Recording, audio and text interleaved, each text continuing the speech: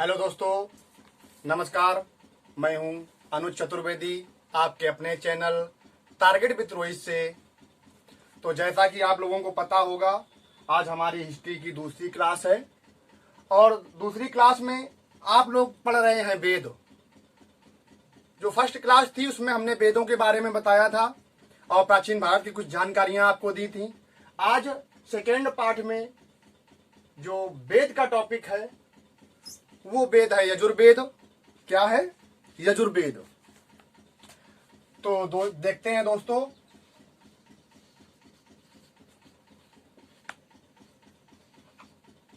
यजुर्वेद।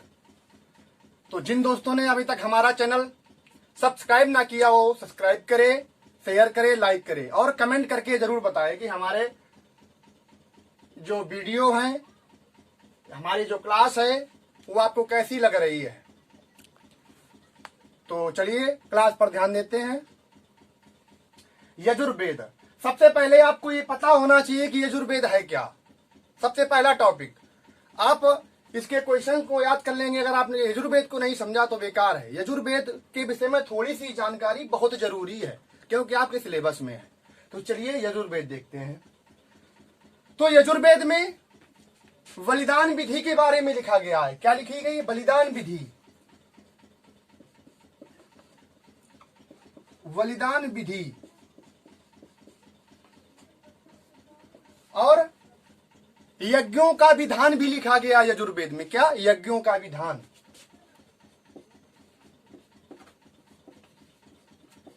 यज्ञों का विधान भी लिखा गया है यजुर्वेद में।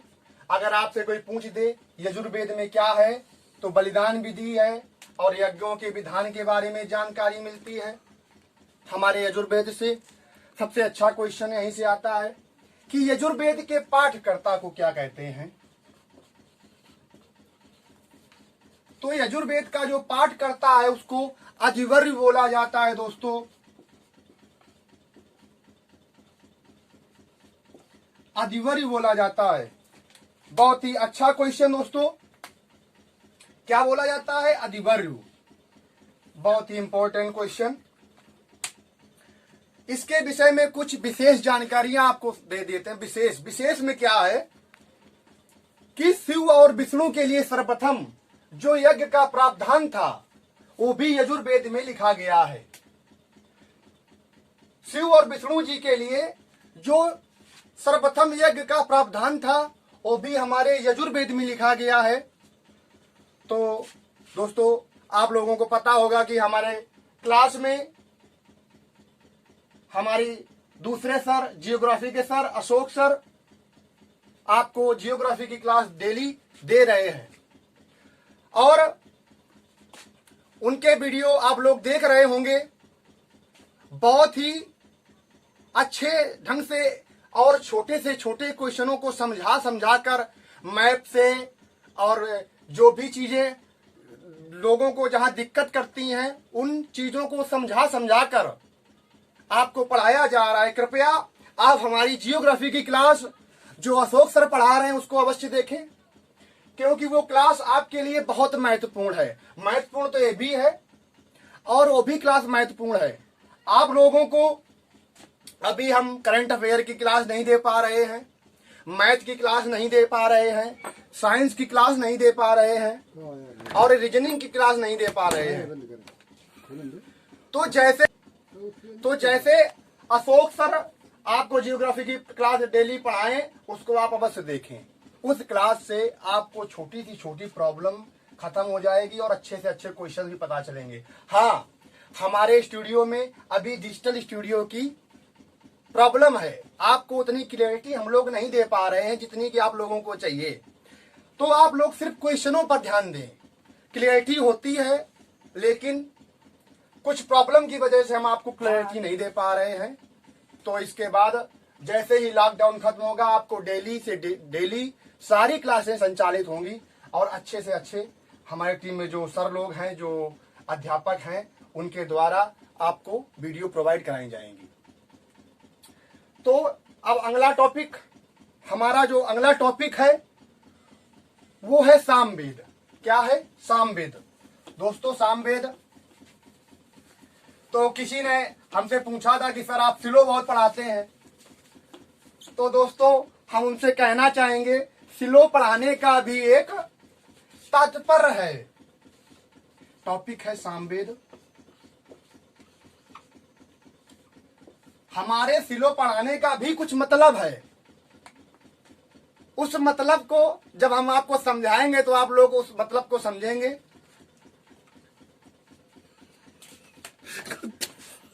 तो दोस्तों सिलो पढ़ाने का भी कुछ मतलब है। आप लोग कहेंगे सर मतलब क्या है?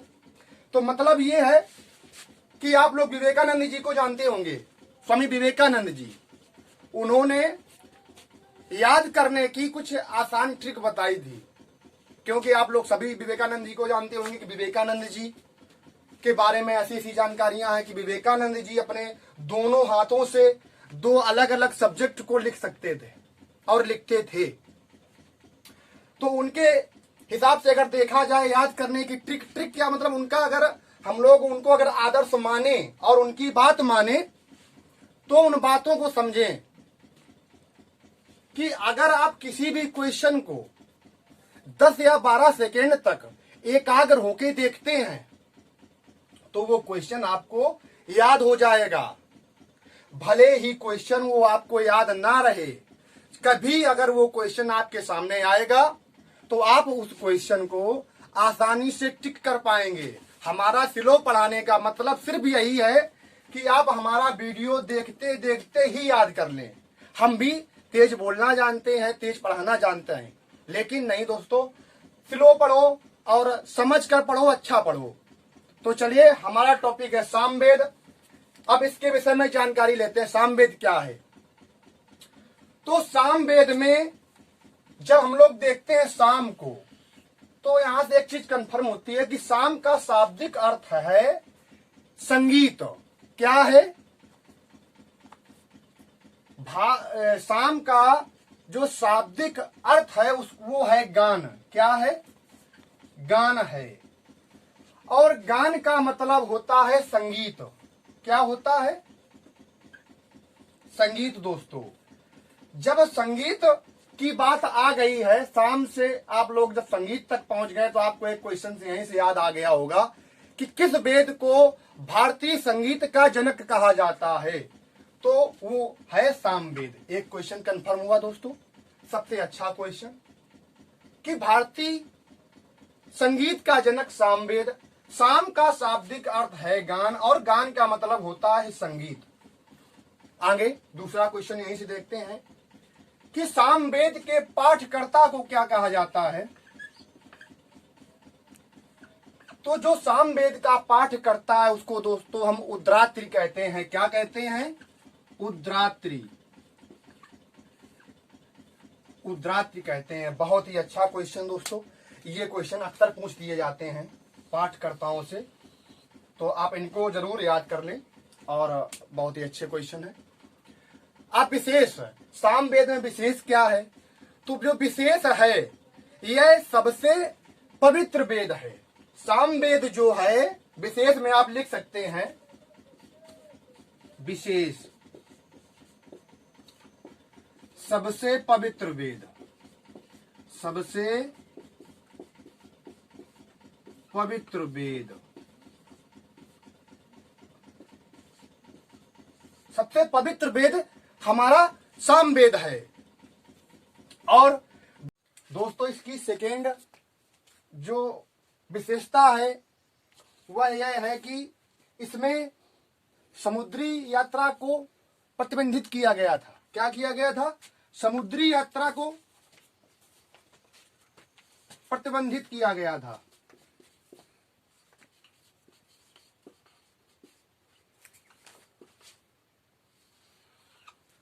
तो ये है सामवेद। तो अगला टॉपिक है दोस्तों अथर्ववेद। क्या है दोस्तों? अथर्ववेद। आप बहुत ही अच्छे क्वेश्चन देख रहे हैं, इनको तुरंत के तुरंत याद करते जाइए। जो आपको क्वेश्चंस ना आते हो और उनको आप नोट करते जाइए, जिससे आसानी से आपको दोबारा ये वीडियो देखनी ना पड़े। दोस्तों अगला टॉपिक है अथर्ववेद।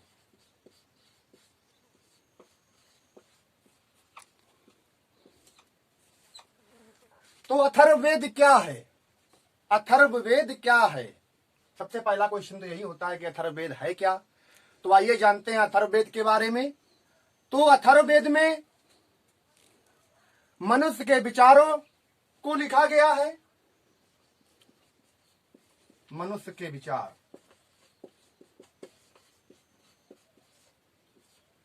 और इसमें अंधविश्वास भी लिखे गए हैं।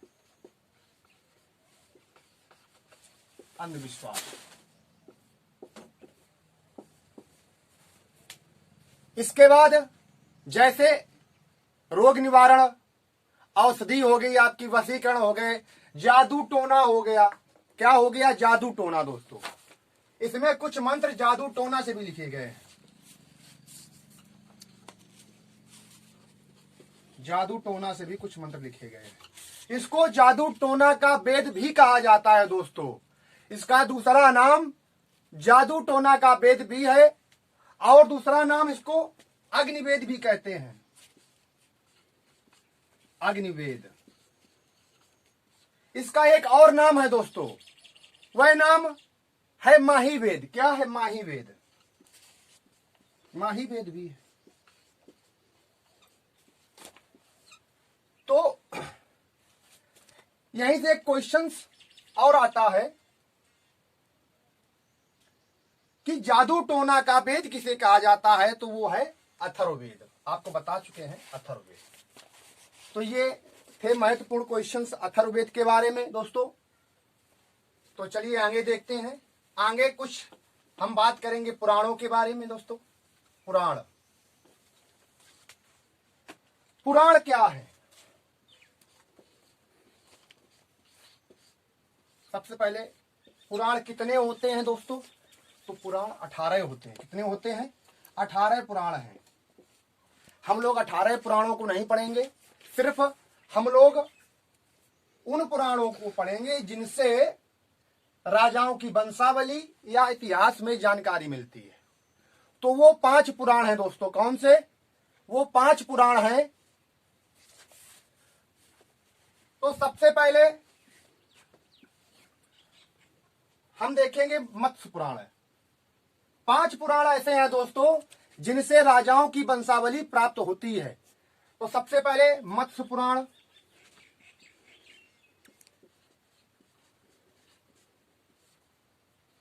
सेकंड नंबर आपका हो गया वायु पुराण,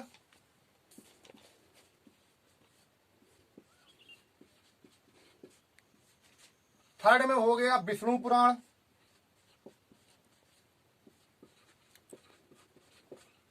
और फोर्थ में हो गया ब्राह्मण पुराण। ब्राह्मण पुराण। 5वां दोस्तों है, वो है आपका भागवत पुराण। क्या है? भागवत पुराण। ये 5 पुराण ऐसे हैं दोस्तों जिनसे राजाओं की वंशावली प्राप्त होती है। अब यहीं से क्वेश्चंस बनते हैं कि किस पुराण से, किस राजा की या किस वंश से कौन सा पुराण संबंधित है, या किस पुराण में किस वंश का वर्णन है। दोस्तों बहुत ही इंपॉर्टेंट क्वेश्चन पुराणों से सिर्फ यही पूछे जाते हैं, या तो सबसे प्राचीन पुराण कौन सा, ये क्वेश्चन आ जाता है। तो सबसे प्राचीन पुराण दोस्तों मत्स्य पुराण है। सबसे प्राचीन मत्स्य पुराण है। और मत्स्य पुराण किस वंश से संबंधित है? तो वो दोस्तों है आंध्र सातवाहन। आंध्र सातवाहन वंश। वायु पुराण की दोस्तों बात करें तो वायु पुराण गुप्त वंश से संबंधित है दोस्तों। किससे? गुप्त वंश से। गुप्त वंश से। दोस्तों विष्णु पुराण मौर्य वंश से संबंधित है। मौर्य वंश से संबंधित है। ब्राह्मण पुराण में सूर्य और चंद्र वंश के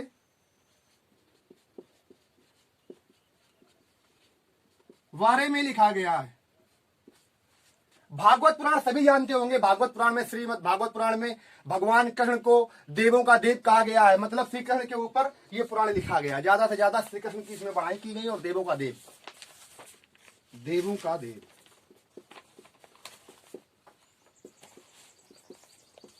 दोस्तों के लिए कंफर्म हुआ। ये क्वेश्चन आपके लिए बहुत महत्वपूर्ण है। पुराणों से सिर्फ क्वेश्चन यहीं से आते हैं। सबसे प्राचीन पुराण मत्स्य पुराण, कौन सा पुराण किस वंश से संबंधित है, तो ये पुराणों से रहे क्वेश्चन। अब हम कुछ ग्रंथ के बारे में जानकारी लेते हैं, ग्रंथ में कि कौन ग्रंथ किससे संबंधित है। तो दोस्तों आप लोगों ने सुना होगा कि सबसे प्राचीन एवं प्रामाणिक ग्रंथ मनुस्मृति है। आप लोगों को पढ़ा भी होगा। तो आइए मनुस्मृति के बारे में जानते हैं। मनुस्मृति, मनुस्मृति,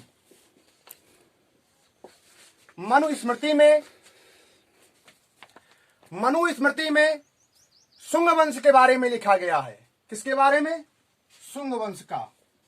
शुंग वंश से संबंधित है ये। शुंग वंश, शुंग वंश की जानकारी मनुस्मृति में मिलती है।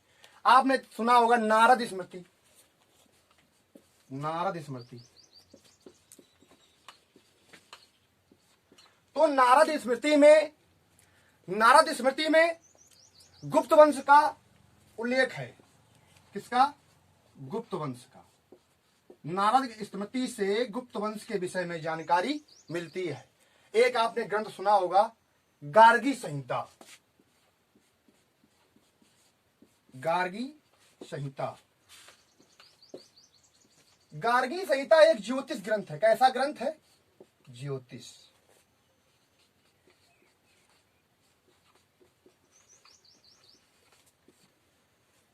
इसको किसने लिखा? तो कात्यायन जी ने लिखा। इसमें यवन आक्रमण का उल्लेख मिलता है। ज्योतिष ग्रंथ होने के बाद भी यवन आक्रमण का उल्लेख मिलता है। ये सारे बहुत इंपॉर्टेंट क्वेश्चन है दोस्तों, एग्जाम में अक्सर पूछ दिए जाते हैं। तो आप इनको बहुत ही ढंग से समझकर माइंड में बिठा लें, जिससे कोई भी दिक्कत ना हो। कल का टॉपिक होगा विदेशी यात्रियों का विवरण और पुरातत्व संबंधी साक्ष्य, कल का टॉपिक। तो दोस्तों नमस्कार।